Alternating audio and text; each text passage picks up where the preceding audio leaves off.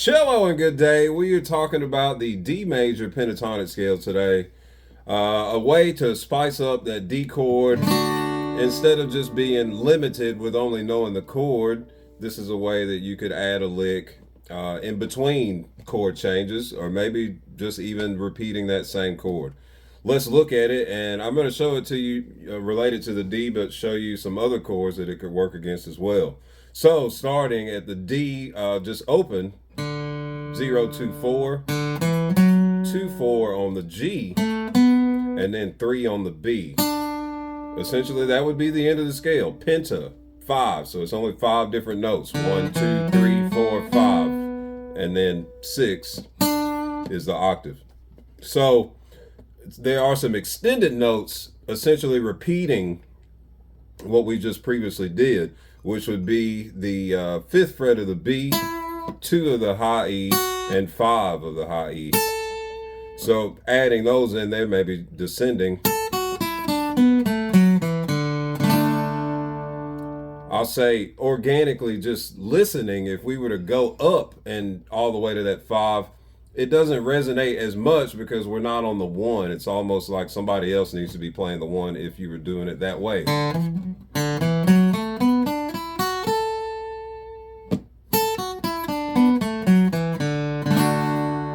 See, it just kind of sounds better when you go down to the D and then play that chord after.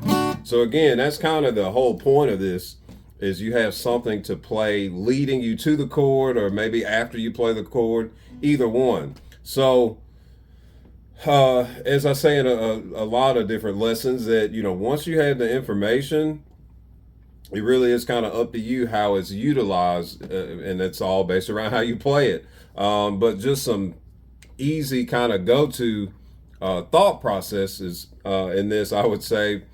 Think of even what I was just doing just then. Da, da, da, da, da, da. Trying to get all the notes out in that one octave. Essentially, my thought process, like you could practice it without playing the chord, and then maybe practice it with the chord. Essentially, the timing is 1 2 3 4 1, 1 2 3 4 backwards. 1 2 3 4 1. 1 2 3 4 backwards. 2 3 4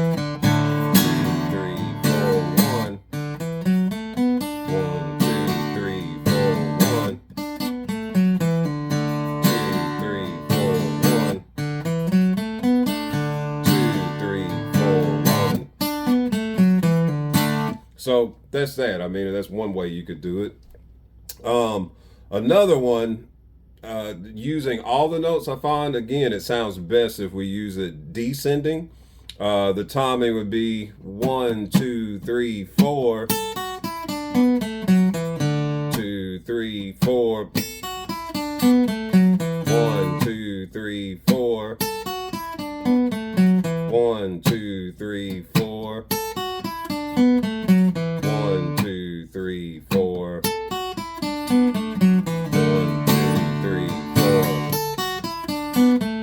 1 2 3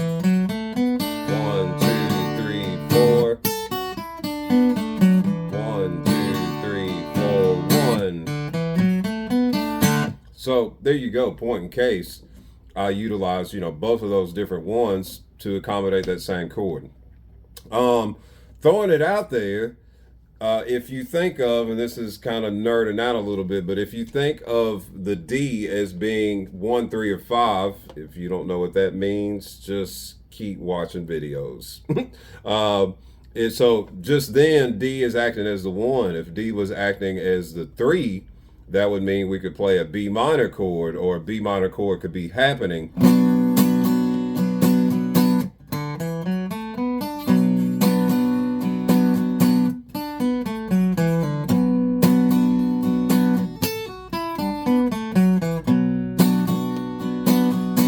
Like so. Or if D was the 5, that would mean we could play a G chord.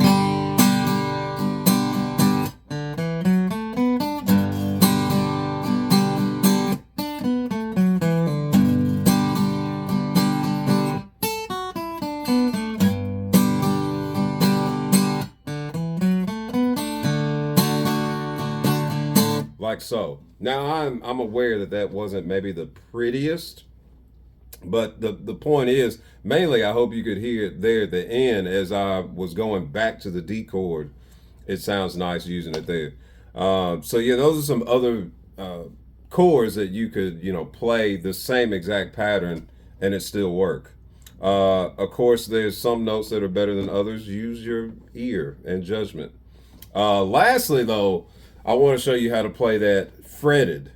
And in my mind, as much as the concept is related to any and every chord, in particular major chord, learning to fret it would take you further. Like you're not relying on open strings, and in this way you can like see it happening. Versus, I feel like a lot of times with open strings, you can't really visualize the shape per se. So that being said, on the 7th fret of the G is where I would start, and then it's going to be 7, then up to the D, to 9/7, and then 9/7 again on the A, and then finish on 5. Another one that just came in my mind that I meant to show you in the other shape, and I'll maybe go back to it momentarily.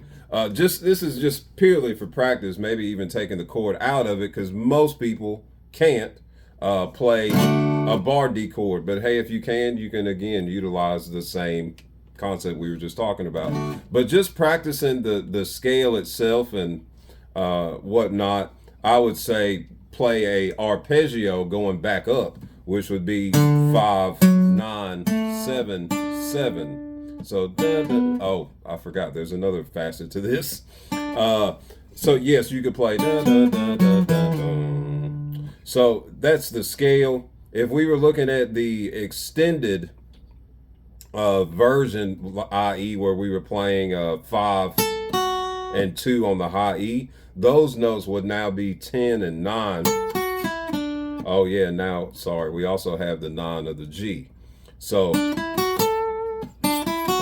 see how those are the same? The 3, 5, starting at the B, 3, 5, 2, 5. Now it's 7, 9, 9, 10.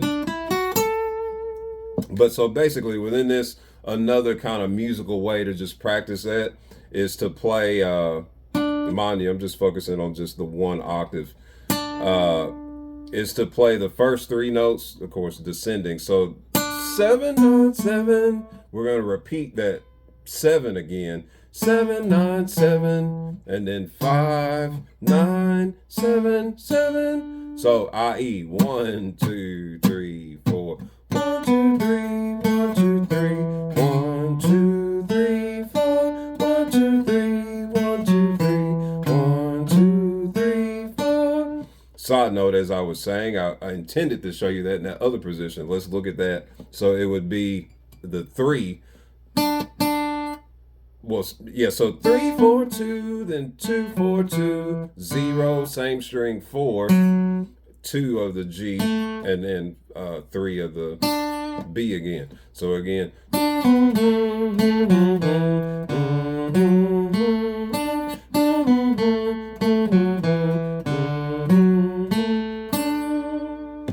I hope this is helpful. Till we meet again, rock on.